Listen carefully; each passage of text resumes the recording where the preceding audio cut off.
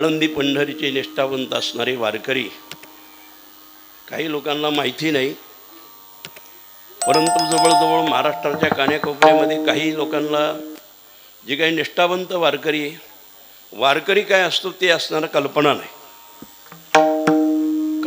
कल्पना आहे काय वारकरी आहे, वारकरी कीर्तनकार आहेत ही कल्पना आहे, पण खरा निष्ठावंत वारकरी कशाला असतो हे लोकांना असणारं माहिती नाही. या बाबांनी असणार तेवढ्याला या गावाचं असणारं संत रत्न म्हणजे काशीनाथ बाबा.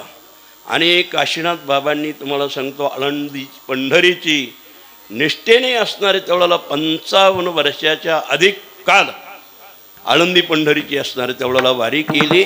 आयुष्यामध्ये असणारा गाडीला स्पर्श केला नाही असे निष्ठावंत वारकरी. एवढंच नाही, महाराष्ट्रामध्ये काशीनाथ बाबासारखा वारकरी नव्हता की सर्व संतांचे गाथे त्यांच्या मुखोद्गत होते. बरं का, सर्व संतांचे गाथे त्यांच्या मुखोद्गत होते. आता तुम्हाला सांगतो एक अभंगामध्ये महाराष्ट्र धुंडाळून काढणारी लोक आहेत, परंतु तसं नाही बाबा. सर्व संतांचे पूर्ण असणारे तेवढ्याला गाथे. ज्ञानोबरायचा गाथा एवढा अवघड आहे माणसाला वाचता येत नाही, पण ज्ञानोबरायचा संपूर्ण असणारा गाथा पाठ होता. अभंग कमी आहेत, 1900 अभंगाचे तेवढ्याला अभंग आहे, परंतु एवढा अभंग अवघड असणारा ज्ञानोबरायचा गाथा सुद्धा काशीनाथ बाबांच्या असणारा तेवढ्याला मुखोद्गत होता. तुकोबारायचा गाथा असणारा तेवढ्याला पाठ होता. नामदेव महाराजांचा असणारा तेवढ्याला अनेक संतांचे असणारे तेवढ्याला गाथे पाठ होते. काय होतं, मी लहानपणी असणारा तेवढ्याला भामचंद्र डोंगरावर राहायचा आणि काशीनाथ बाबा आळंदी पंढरीची वारी करून आल्यानंतर आळंदीमध्ये 2 दिवस राहायचे आणि तिसऱ्या दिवशी भामचंद्र डोंगरावर यायचे. आणि भामचंद्र डोंगरावर आल्यानंतर तेवढ्याला म्हणायचे, शंकर अरे गाथा आहे का नामदेव महाराजांचा गाथा. आता माझ्या काय एकच तुकाराम महाराजांचा गाथा. मग तुकोबारायचा गाथा असणारा माझ्या पुढं ठेवायचा त्यांनी आणि तुम्हाला सांगतो पूर्ण गाथा त्यांनी म्हणायचा. आणि पुढा अभंग माझा वाचण्यामध्ये चुकला, मला लगेच संकेत कळायचा कुठंतरी आपलं घसारे. आणि मग अशा प्रकारचा तुकोबारायचा पूर्ण गाथापाठ, ज्ञानोबरायचा पूर्ण गाथापाठ, एकनाथ महाराजांचा गाथापाठ, तुम्हाला सांगतो निळोबारायचा गाथापाठ, सर्व संतांचे असणारी गाथे पाठ असणारा एवढा महाराष्ट्रामध्ये प्रगल्भ बुद्धिवान माणूस महाराष्ट्रामध्ये मी पाहिला नाही. हे अशा प्रकारचं हे संत रत्न. अहो अनेक वर्षाची उपासना त्यांची आणि ते वारकरी होऊन आली, त्यांना पाठ करायला काय वेळ लागायचं. एक पाठी लोक होत. आमचे मारुती बाबा म्हणतात एक पाठी जो महात्मा असतो त्याला अक्षर घोकायला लागत नाही, त्याचा राक्षसी पाठ असतो.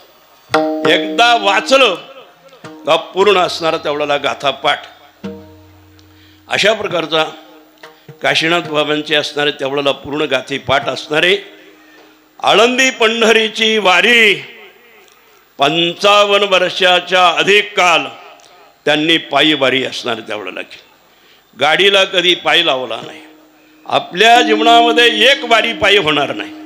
बरं का, आपल्या जीवनामध्ये एक वारी पायी होणार नाही, परंतु 55 वर्षाच्या अधिक कालपर्यंत असणार तेवढ्याला गाडीला स्पर्श केला नाही. आळंदी पंढरीच्या वाटणी बाबांच्या कोणी दर्शनाला जर आला तर बाबा असणार तेवढ्याला त्याचा हात पकडायचे. कुठला आहे तो साहेब, तुम्ही कुठला आहे? साठगावचे. पंढरीची वारी करावं लागेल. शब्द एकदाच द्यायचं. करणार बाबा. अशा प्रकारचे लाखो वारकरी काशीनाथ बाबांनी तयार केले, आळंदी पंढरीची वारी करणारे. माझा काशीनाथ बाबाचा योग कसा आला?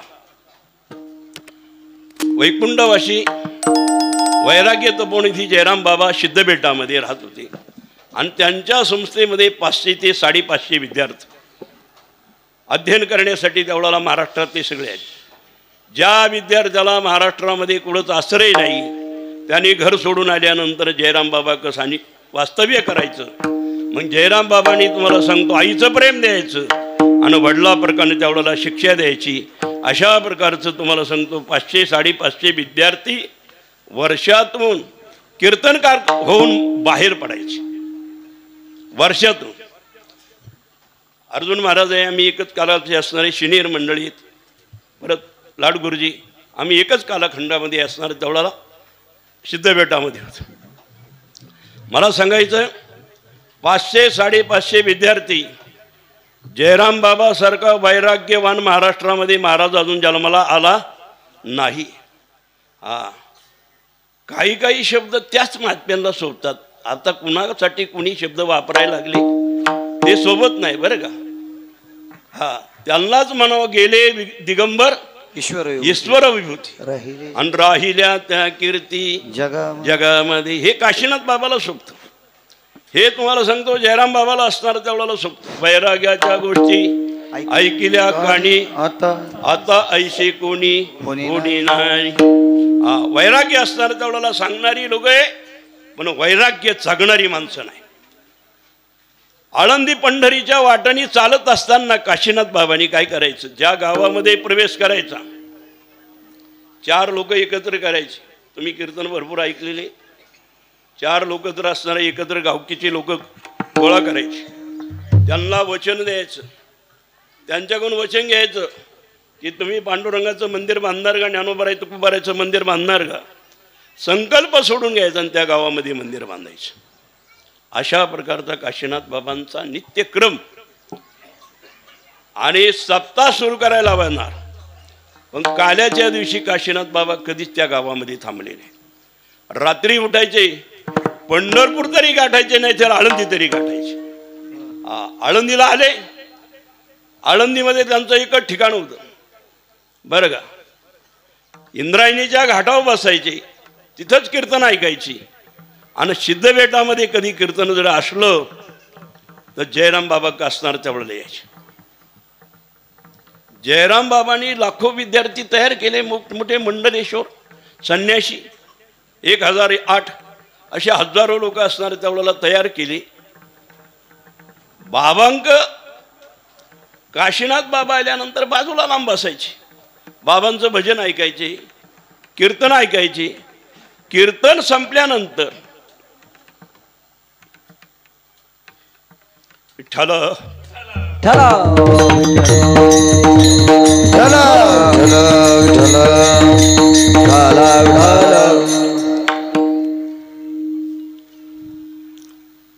जयराम बाबाचं कीर्तन संपल्यानंतर बाबा काखमध्ये असणारा जवळला फेटा घ्यायचे आणि काशीनाथ बाबांच्या दर्शनाला यायचे. मी पाहायचा एक साधा असणारा वारकरी, बाराबंदी असणारा घालणारा साधा वारकरी, आणि जयराम बाबा का असणारा तेवढ्याला महाराष्ट्रातला कोणी कीर्तनकार येत नाही बरं का. दर्शनाची हिंमत नव्हती होत. एवढं असणारं धगधगीत वैराग्य. एवढं वैराग्य पाहिल्यानंतर त्या बाबांनी असणारा यायचं, काशीनाथ बाबांच्या दर्शनाला यायचं, काशीनाथ बाबांचं दर्शन करायचं. मला वाटलं ही काही सामान्य विभूती नसते.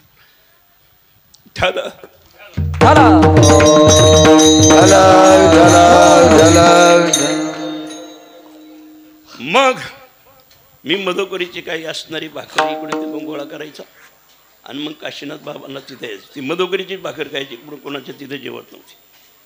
आणि मग त्या सेवेमध्ये काशीनाथ बाबांच्या राहिलो.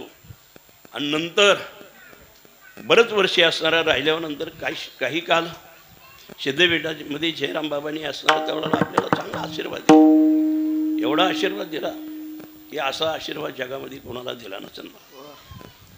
बाबांचा आशीर्वाद असणारा अमोघ आहे.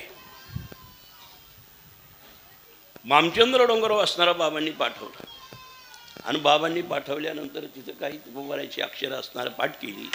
मग बाबा तिथं येत असताना प्रत्येक महिन्याला माझ्याकडे यायची, मधुकरीची भाकर खायची आणि माझ्या पुढं गाथा ठेवायची.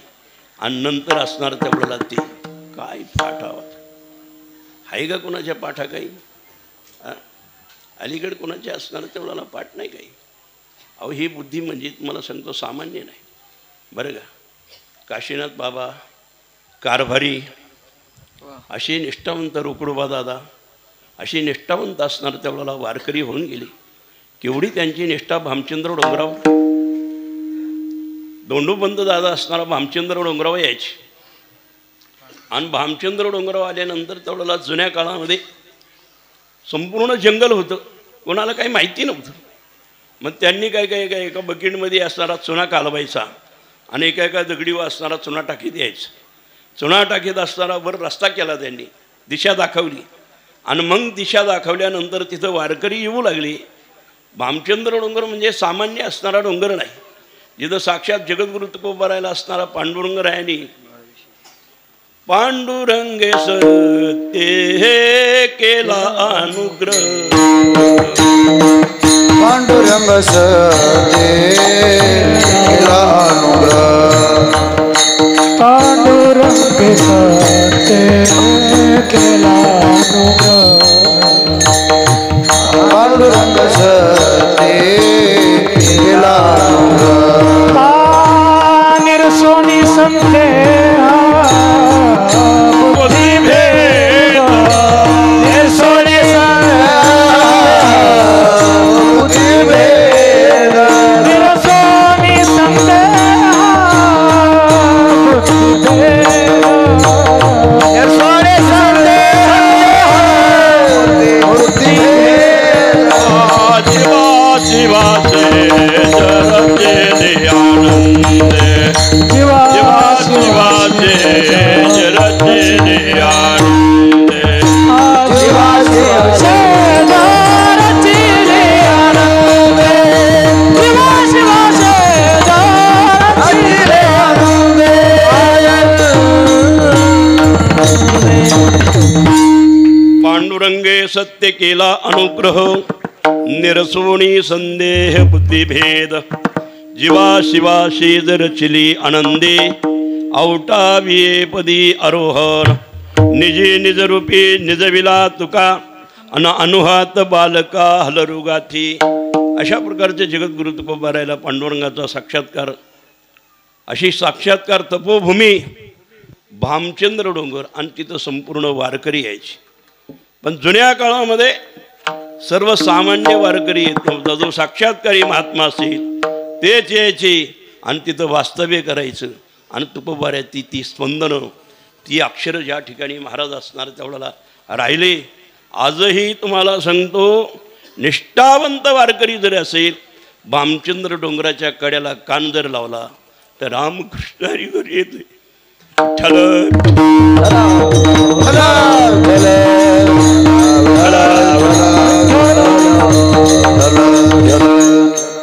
अशा भामचंद्र डोंगरावर जयराम बाबांनी सुद्धा गाथापाठ केला, नथुबाबांनी असणारा तेवढाला गाथापाठ केला. जी सद्गुरु जोग महाराजांच्या संस्थेमधले मोठमोठे ऋषी असणारा तेवढाला नथुबाबा, रामचंद्र बाबा निकम, मधुकर बाबा शिंपी, विठ्ठल बाबा घुले, परत तुम्हाला सांगतो नाही संस्थेमध्ये ते फडकरी मंडळी, नामदेव बाबा टिंबूरकर आणि रुकडबा दादाचे असणारे तेवढ्याला नामदेव बाबा. आज भामचंद्र डोंगरावर 115 वर्षाचं वय, 115 वर्षाचं वय, गाथा तसाच्या तसाच जिवंत आहे. बरं का, आपल्याला एकही अक्षर पाठ नाही आणि आपली तारीखच खुलली नाही. बरं का, काही लोकांना वारकरी कळत नाही. बरं का, एक वारकऱ्यामध्ये हजारो कीर्तनकाल जरी घातले तरी वारकऱ्याची सर होण्यात त्याची तुलना होणार नाही. विठाला विठाला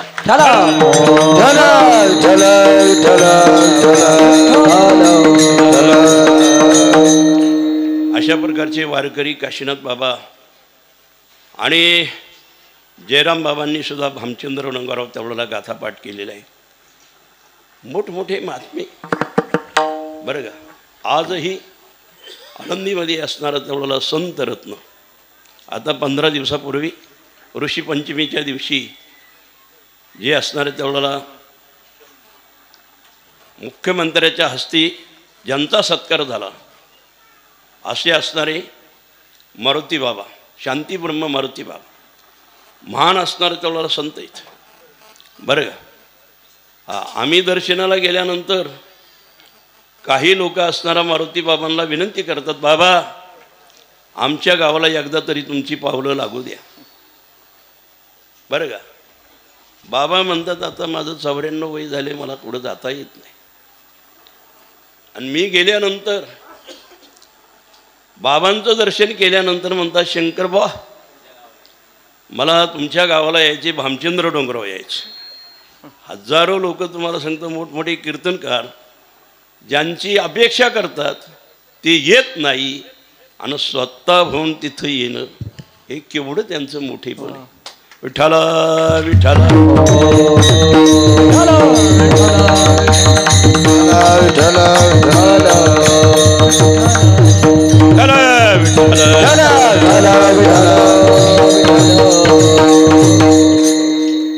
काशीनाथ बाबांच्या सानिध्यामध्ये येण्याचा योग आला.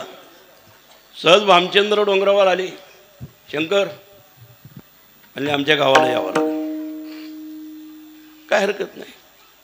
मग डोंगराव 91 साली का पाटील 91 साली बाबांनी असणारं तुम्हाला सांगतो, मला इथं चाटगावमध्ये आणलं आणि इथं पलीकडे शेत होतं, त्या शेतामध्ये मला बसवलं.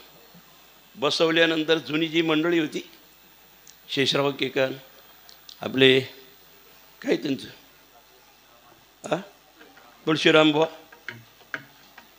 बाबा केकान, तुमच्या वडिलाचं काय राजाराम, ही सगळी जुनी मंडळी असणारी, ती दादा अनंतराव, परत आपली तात्या, ही सगळी जुनी मंडळी असणारी बाबांनी गोळा केली. आणि गोळा केल्यानंतर म्हणले महाराजांना वचन द्या, गावात पांडुरंगाची मूर्ती बसली पाहिजे. बाबांना शब्द दिल्या. कोण्या? ह्या जुन्या मंडळीने शब्द दिल्या. त्याच्यामध्ये तुम्हाला सांगतो नागरो बाबा होते, बरं का, गरड बाबा. त्यांना शब्द दिल्यानंतर तुम्हाला सांगतो या ठिकाणी पांडुरंगाचं असणारं त्यावेळेला मंदिर उभं राहिले. पण खंत आहे की आता यावर्षी भरपूर पाऊस आहे, काही कमी नाही आपल्याला, आणि देव काहीच कमी करणार नाही, बरं का. तेवढं प्लास्टर करून घ्या. आणि मला ज्या काही कीर्तनाची दक्षिण देणार आहे ना, कमी देऊ नका, 25,000 द्या. आणि तसंच त्या मंदिराला आपलं पहिलं असणारं ते पैसे राहू द्या. आणि अशा प्रकारचं पहिलं लगेच मंदिराचं कलशाचं ते प्लास्टरचं काम करून टाका, बरं का. तेवढं लगेच नाही, मी घेणारच नाही. मी संकल्पच केलेला आहे. तुम्ही किती द्यायचा जरी प्रयत्न केला तरी मी संकल्पच केलेला आहे. नाही ते लगेच मंदिर झालं. सर्व लोकांनी असणार त्यावेळेला शब्द पाळला. पण त्या बैठकीमध्ये बसल्यानंतर त्यांनी सांगितलं, शंकर वा आता तुम्हाला काय करायचं ते करा. आता महात्म्यांचा शब्द असतो, अमोघ असतो, बरं का. काय त्यांची भाषा असते ती आपल्याला कळली. कळाल्यानंतर तुम्हाला सांगतो आजपर्यंत अविरतपणे काशीनाथ बाबांच्या वचनाला जागलो. भामचंद्र डोंगराच्या परिसरामध्ये आशखेड म्हणून गावी काशीनाथ बाबां कारभारी तुम्हाला सांगतो, तिथं माझ्या कीर्तनाला सप्ताह आम्ही तिथं सुरू केला गाथापारायण. पण आता गाथापाठ होता, आवाज भरपूर होता, सर्व होतं. पण कीर्तन असं केलं, भावे गावे गीत लोकांना तुम्हाला सांगतो हसून हसून उलट पालटच करून टाकलं. काशीनाथ बाबां कारभारी बाजून त्यांनी मला बोलावलं. म्हणजे बुवा काय केलं तुम्ही आज? कीर्तन केलं का तमाशा केला?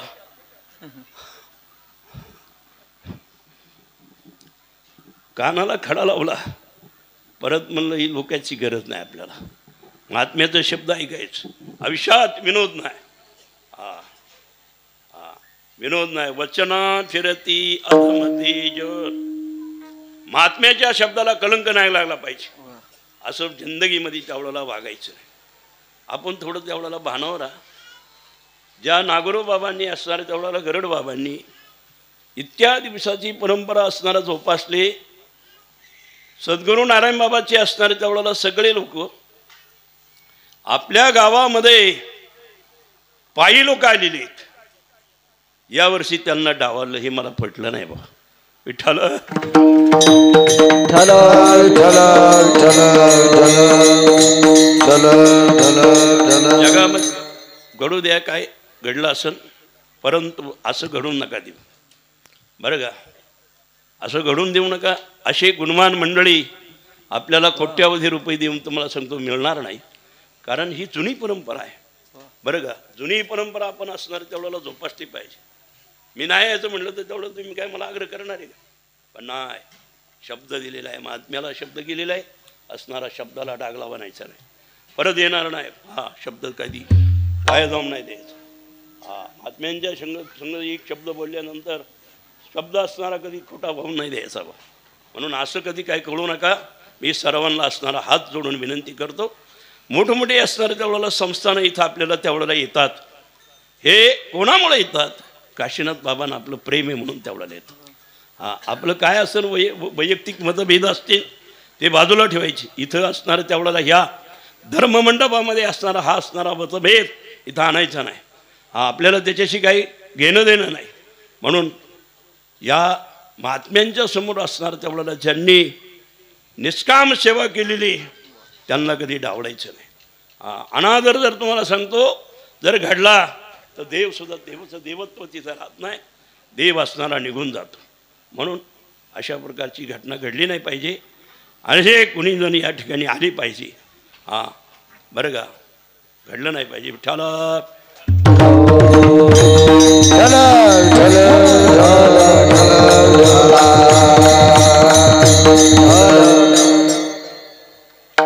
काशीनाथ बाबांचा असणार माझ्यावर खूप मोठं उपकार आहे.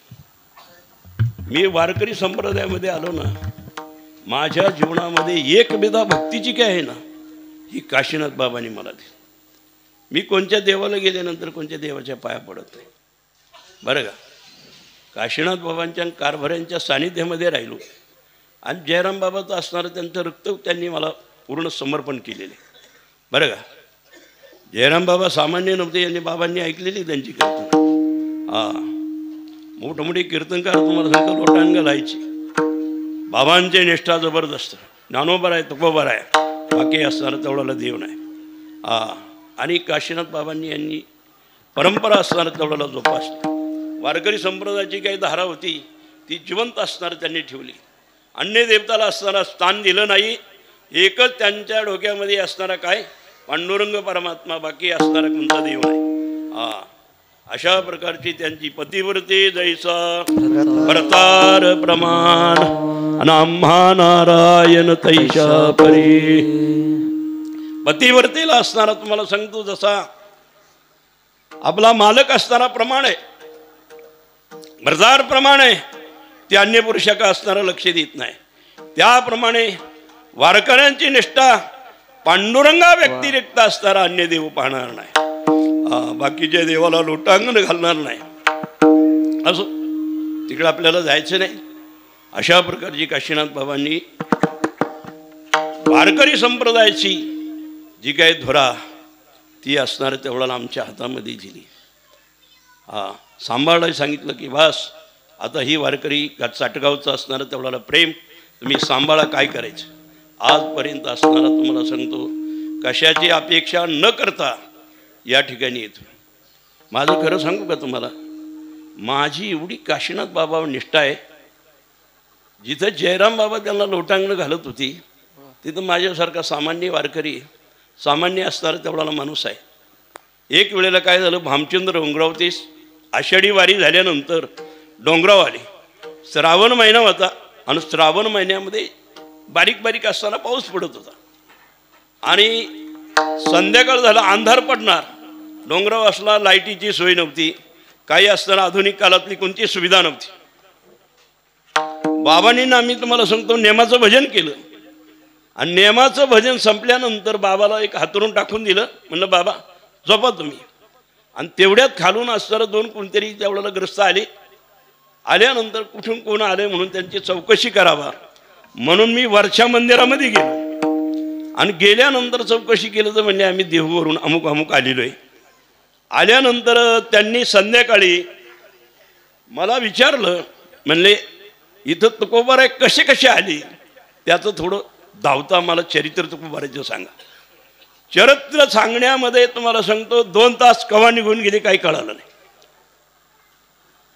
बाबा आळंदी पंढरीची वारी करत असताना कधी कधी त्यांच्यावर लय आघात आले. काशीनाथ बाबा त्यांनी कधी मौन धरायचे, कधी कोणाबरोबर बोलायचं नाही, गाथापाठच करायचं, भजन सोडून काही बोलणंच नाही. पण वाटणी त्यांच्यावर जुना काळ होता, पैसा नव्हता आणि खायला काही मिळत नव्हतं. मंदिरात मुक्काम करायचं, मंदिरात कोणचं मंदिर असेल तिथं मुक्काम करायचं, पंढरीची वाट चालू करायची. पण कधी कधी चोरांच्या हाताने अनेक बाबांनी तेवढ्याला मार खाला. म्हणून बाबा भयानक घाबरत होते, खूप भित्री होती. आणि एक त्या दिवशी बाबांना मी झोपी घातलं आणि वर 2 तास चरित्र तुकोबारायचं सांगितलं. चरित्र सांगल्यानंतर संपलं चरित्र, ते तिथं झोपले आणि मी बाबांपाशी आलो. बाबांपाशी आलो तर बाबा तिथं नाही. आता अंधार काही तिथं काहीच उजेडाचं साधनच नव्हतं. सगळी जागा पाहिली इकडे तिकडं. पूर्वी जुन्या काळामध्ये ते राखेल वगैरे होतं, एका डब्यामध्ये टाकलं, धोतर होतं तेच असणारं, गुंडाळं त्याचा एक फलिता तयार केला. हां बरं का, तसा केला नसणार ते उजाडाने इकडे तिकडे पाहायला लागलो. आणि तुफान पाऊस असणारा चालू आणि त्या अग्नीचा आवाज, हजारो विमानं जातात अशा प्रकारचा आवाज व्हायला लागला. परंतु त्या संपूर्ण गुंफेमध्ये पाहिले पण बाबा काही दिसेना. म्हणलं वर्ष मंदिरात गेले असतील. परत मंदिरात गेलो, तिथं नाही. मला वाटलं बाहेर गेलो तरी गेले असतील. म्हणून बाहेर पाहिलं, तिकडे कुठं नाही. भगवान शंकराच्या मंदिरात बी बाबा नाही. माझी धांदल उडाली. काय करायचं बरं? तिथं माणूस कोण बरं? हे सांगायचे कुणाला? बाबा तर कुठं काही दिसाना. बरं माझ्या अंगामध्ये कपडे नव्हती, कपडे घालायला नव्हतीच, एकच ड्रेस असायचा. तेवढा भिजला तर परत घालणार कावा? परत 2-2 महिने शर्ट वाळत नव्हता. भयानक पाऊस, 8-8 दिवस शर्ट वाळत नव्हता. तसा तो राखेलचा एक लंगोटबंद आणि हातामध्ये ती घेतलं, काय ट्यांबा. तो ट्यांबा हातामध्ये घेतला आणि मग तिथं त्या टाकीत शोधलं. तिथं बाबा नाही. म्हणलं पाणी काढायला गेले असतं, पाय घसरला, तिथं नाही. काहीतरी चिन्ह असं कपडा तरी, तिथं नाही. शंकराच्या मंदिरात पाहिलं, तिथं नाही. वरच्या मंदिरात पाहिलं, तिथं नाही. मग तो अंगाचा काठा झाला, डोळ्यातून अश्रू व्हायला लागली. पण शोध घेतल्या बिगार पर्याय नाही. शोध घेतल्याबरोबर पर्याय नाही म्हणून खाली निघालो. म्हणलं वासुलीमध्ये लोकांना सूचना द्यायची आणि मग तिथं जायचं. आणि त्याच वरची भामचंद्र डोंगराव वणीकर खात्याची असणारी झाडं लागवड लोक आलेली होती.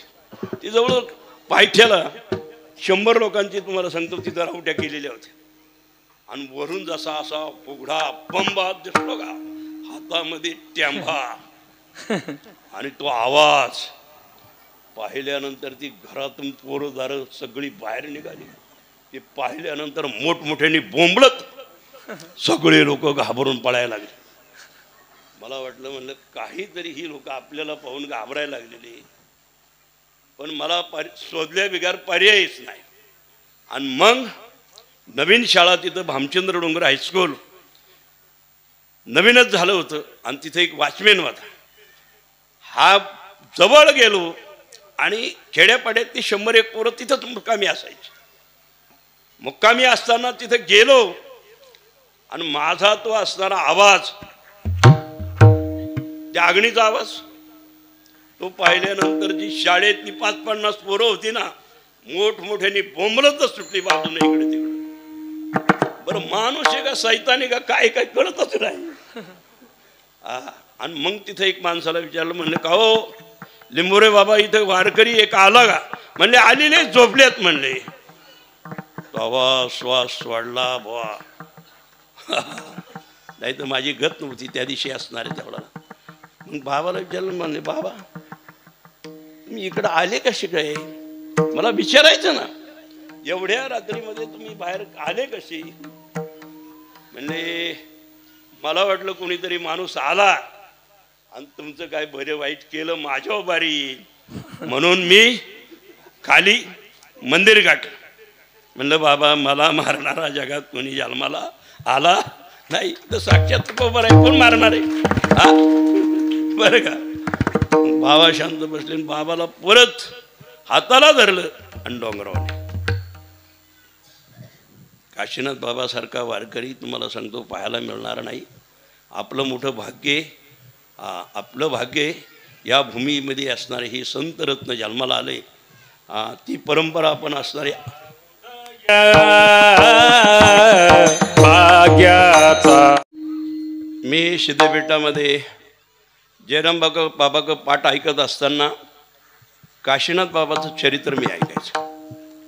ते माझ्या अंतकरणावर ठसायचं. म्हणले एकदा मला म्हणले काशीनाथ बाबांनी तुम्हाला सांगतो त्यांच्या गावाला मला नेलं.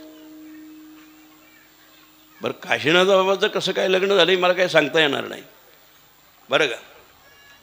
पण झालं लग्न. पण लग्न झालं, बाबांनी असणारा माऊलीला आई म्हणून असणारं तेवढ्याला मानलं. आणि कधी तिच्याशी संबंध कधी असणारा तेवढ्याला आला नाही. भेटीचा संबंध नाही आला बरं, कधीच संबंध आला नाही. मग काशीनाथ बाबांनी जयराम बाबांना इथं आणलं. आता जुनी लोक होती तेवढ्याला कीर्तन सुरू केलं. आता बाबांचं ते कीर्तन, जयराम बाबाचं कीर्तन म्हणल्यानंतर मग काय खडा जंगी तिथं असणार. तुम्हाला सांगतो असे गोड बोलत नव्हतं. तुका म्हणे साधू बोले खरगधार अन खोचते अंतर अर्जुनाचे. त्यांना असं तुम्हाला सांगतो सवाळी मोवळी अशी काही बोलता येतच नव्हतं. बस त्यांच्याक छन्नी आणि हातोडा असणारा संगत असायचं बरं का. त्यांना माणसं घडवायचं असणारं कळत होतं. माणसं कशी काय घडवायची हे त्या बाबांना कळत होतं. छन्नी आणि हातोडा संगत असायचं बरं का. छन्नीने दणका अन्नात पुढं टपरच उडवणार. कुणाचे असणारं सुती वगैरे ही भानगडच नव्हती. आणि बाबा इथं आल्यानंतर जयराम बाबाला एक ठिकाणी तेवढ्याला बसवलं. आणि बाबा असणारा गेली एखाद्या उकारण्यामध्ये असणारे कपडे फाडली आणि उलटी घातली. आणि उलटी घातल्यानंतर लोकांनी आग्रह केला होता, म्हणले काशीनाथ बाबाला आता ते काय राजाबाई ना तिचं नाव राजूबाई. म्हणले राजूबाईचं यांचा असणार तेवढ्याला पुढं दोन शब्द तेवढ्याला गोड बोलावा असा कुठंतरी संबंध घालून द्यायचा. पण बाबांनी काय केलं, गावातली डबडी गोळा केली, गळ्यात घातली आणि नाचायला लागली, विठ्ठल विठ्ठल विठ्ठल. ती म्हणली हे काशे येडा झाला म्हणली. त्याच्या डोक्यावर काही परिणाम झाला. तिने संबंधच सोडून दिला. परत काशाचं भेटच नाही घेतली. जयराम बाबा एवढे पोट धरून हसायचे, म्हणायचे काय महात्म्याची लीला असेल काय कळत नाही. म्हणजे कीर्तन मग मी केलं. कीर्तन केल्यानंतर परत आयुष्यात असणारा पत्नीचा संबंध नाही. मग इकुल्या काही लोकांनी काय केलं की बाबांचं वारी करण्यासाठी सुरू केलं. पुढं पंढरपूरची वारी. मग त्या माऊलीला आणली तिकडं. मग काही वारकऱ्यांच्या सानिध्यामध्ये असणारी ती माऊली राहायची. मग वारी कुठली असायची, आळंदीची. मग आळंदीच्या वारीला जर निघाले ना, काशीनाथ बाबा पंढरपूरकडे निघायचे. आज पंढरपूरच्या वारी का आणली का काशीनाथ बाबा आळंदीला निघायचे. त्या माऊलीचा कधी संबंधच आला नाही. पण त्याही माऊलीने मोठं तिचं उपकार आहे. तिला सुद्धा असणारं तेवढ्याला खरंच पतिव्रता माऊली म्हणावं लागेल. तिने असणारं तेवढ्याला बाबांचं असणारं तेवढ्याला कुंकू लावून आयुष्य असणारं काढलं. काशीनाथ बाबाची काही लीला वेगळीच बरं का. एवढ्या घटना आहे. मी म्हणतो काशीनाथ बाबांचं चरित्र 7 दिवस जरी सांगितलं ना तरी कमी पडत. एवढं काशीनाथ बाबांचं चरित्र आहे. मोठा वर्ग आहे.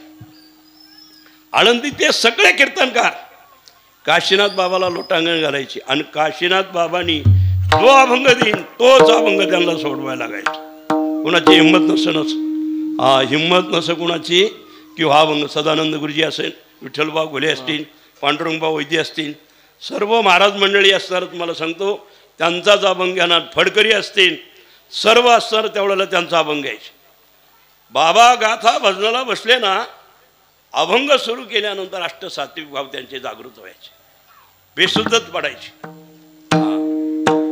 एक वेळेला काशीनाथ बाबा आणि कारभारी बाबांची स्पर्धा लागली भजनाची. बरं महाराज भजन तुम्ही आता इथं काही काल्याचे कीर्तन ऐकायची काही सगळ्यांना अपेक्षा आहे बरं का बाबा सर्वांना अपेक्षा आहे काल्याची. पण आपल्या सोनवणे महाराजांनी तुम्हाला सांगतो 7 दिवस कृष्णलीला सांगितलेली. जरा चरित्र ऐका, जीवन बदला बरं का. अशा घटना घडणार नाही बरं. असे महात्मे असणार तेवढ्याला पाहायला मिळणार. विठ्ठला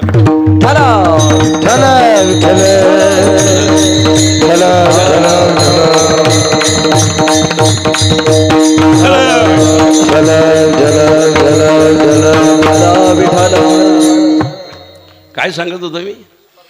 लागली कारभारी बाबाशी. हा कारभारी बाबा आणि काशीनाथ बाबांची स्पर्धा लागली भजनाची. 1 तासभर झोपायचं आणि रात्रंदिवस तेवढ्याला भजन. गाता हातात घ्यायचा नाही, मालिका हातात मध्ये घ्यायची नाही, अभंग डबल नाही आणि चालही डबल नाही. काय पाठ असं. 2 महिने भजन चाललं. 2 महिने सगळे फडकरी सगळे लोटांगण घालाय आले. म्हणले ह्या बाबांना चाल डबल नाही, अभंग डबल नाही आणि यांचं भजन किती दिवस चालणार आहे.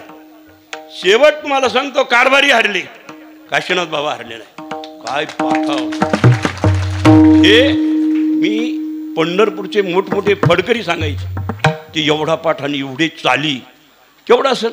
बंकट स्वामीचे असणारे संपूर्ण चाली ऐकल्या आणि सगळं असणारं तेवढा पूर्ण अंतकरण. एवढ्या चालीचा साठा आता आहे का कुठं चाली पाहायला मिळतात का वारकरी संप्रदायाच्या? बरं का, वारकरी संप्रदायाच्या चाली पाहायला मिळत नाही. गेल्या बंकट स्वामी बरोबर, काशीनाथ बाबा बरोबर, कारभारी बरोबर ही अशी मोठमोठी महात्मे फडकरी. परत बोधे बाबा लय मोठा वारकरी निष्ठावंत. बोधे बाबांनी असणारी तेवढा विश्वभर परंपरा जोपासली. हजारो विद्यार्थी गाथा ज्ञानेश्वरी पाठ करणारे असणारे तेवढ्याला पूर्ण केले. काय हे संतांचं तुम्हाला सांगतो. या लोकांनी कुणाला परमार्थ सांगितला नाही. बाबांनी रात्री सांगितलं. काही सांगण्याचा परमार्थ असतो, काही कृतीचा परमार्थ असतो. काही लोक सांगत नसतात, कृतीने असणारा समाजाला परमार्थ शिकवतात. कृतीने शिकवायचं म्हणल्यानंतर ती कृती तशा प्रकारची पाहिजे बा. त्याला किती निष्ठेने तुम्हाला सांगतो काटेकोरपणाने तेवढ्याला वागावं लागत असं. कृतीचा परमार्थ या लोकांनी शिकवला. कृतीतून कुणाला उपदेश केला नाही, कीर्तन सांगितलं नाही, काही प्रवचन सांगितलं नाही, पण हजारो लाखो लोक सुधारली. क्रिया करुनी दाविती अंगी, क्रिया करुनी दाविती अंगी, क्रिया करुणी दाविती अंगी, क्रिया करुणी दाविती अंगी. आत्मैसे संत जागी, क्रिया करुनी दाविती अंगी, क्रिया करुनी दाविती अंगी, क्रिया करुनी दाविती अंगी. आत्मैसे संत जगे, क्रिया करुणी दाविती अंगी, क्रिया करुणी दाविती अंगी, क्रिया करुणी दाविती अंगी. अर्भकाचे साठी पंते हाती धरली पाटी, तैसे संत जगी क्रिया करोनी दाविती अंगी. जे महात्मे असतात, खरे निष्ठावंत असणारा वारकरी असतात, ते उपदेश करत नाही, कृतीतून असणारा समाजाला परमार्थ शिकवतात. आणि कृतीतला परमार्थ टिकतो बरं का, सांगितलेला परमार्थ असणारा टिकत नाही बा. आता तर एवढे उपदेशक झाले, एवढे कीर्तनकार झाले, पण कीर्तनकारच बिघडले तर समाज पुढं जाईल. कीर्तनकाराचा एकच व्यवसाय बस. तुम्हाला कुठं जायचं तर जा, आम्हाला पैसा टाका, पैसा मारो परमेश्वर. त्यांना काही घेणं देणं नाही बरं का, त्यांना काही घेणं नाही. तुम्ही आमची पैसा टाका. बरं, लोकांना बी काही घेणं देणं नाही. बस आमचं मनोरंजन झालं. काय करायचं, कोण महात्मा आला आणि कोण असणारा संत आला आणि कोण वारकरी आला, त्यांना काय घेणं देणं बरं का. अशी कल्पना ही डोक्यातली काढून टाका बरं का. कीर्तनकार असणारा तेवढ्याला जो करत असतो तो बोलत नसतो, आणि जो बोलत असतो तो करीत नसतो. विठाला विठाला विठ्ठल विठ्ठल मला बाबांचं जेवढं चरित्र सांगेन तेवढं कमी पडणार आहे। या मोठ्या महात्म्यांनी असणारा तेवढा आदर्श समाजाला असणारा दाखवला, निष्ठावंत असणारा तेवढा वारकरी, पांडुरंगाचं दर्शन घेतल्या बिगार असणारा कधी राहिले नाही। आळंदी पुंडरी हे ज्यांचं जीवन व्रत, बस आळंदीला गेलं आळंदीची प्रदक्षिणा, तुम्हाला सांगतो नित्यदशमीच्या दिवशी प्रदक्षिणा, एकादशीच्या दिवशी प्रदक्षिणा, पंढरपूरला गेल्यानंतर दशमीच्या दिवशी फडकऱ्यांसहित असणारा पताका खांद्यावर घेऊन ती प्रदक्षिणा, मग कुठं नेमाची भजनं असणारं, कुणाचे कुठं नेमाची अभंग असायची, प्रदक्षिणा घालायची आणि त्यांचं भजनच हे व्रत। बस गाथा भजन असणार तेवढ्याला 5-5 तास 6-6 तास गाथा भजन चालायचे। आता गाथा भजन कुठं राहिलं नाही, भजन नाही, वारकरी चाली नाही, अवघड झाली। भविष्यकालामध्ये कोण परंपरा चालते का नाही कळत नाही बुवा। आहे काय काही महात्मे त्यांनी ही परंपरा जोपासली, काय वातावरण बिघडले काय कळत नाही बुवा। लय अवघड झाले बुवा। आम्हाला तर तुम्हाला सांगतो समाजामध्ये डोकंच घालू वाटत नाही बरं का। ही लोक पिसाळ्यात का काय कीर्तन ऐकून पिसाळ्यात लोक बुवा येण्यासारखी करायला लागले बरं का। बरं तुम्हाला सांगतो यूट्यूब खोललं का हजारो कीर्तन आहेत, माणसाला बोध कसं होईना बरं का। उद्धाराला एवढी कीर्तन लागतात बरं का, उद्धाराला एवढी कीर्तन लागतात। अरे एक कीर्तनामध्ये लय झालं कीर्तन। दांडेकर मामा सांगायचे की माणसाच्या जीवनाला असणारा एक कीर्तन लय झालं बरं का। एकात तुम्हाला सांगतो बदल झाला। आज तुम्हाला सांगतो बदल फार महत्त्वाचा आहे, बदल महत्त्वाचा आहे। आपण जोपासा, परंपरा जोपासा, बस बाकी कीर्तन ऐकण्यापेक्षा नामस्मरण सुरू करा, काही कमी पडणार नाही। माणसाचा बदल झाल्या बेकार राहणार आहे। विठाला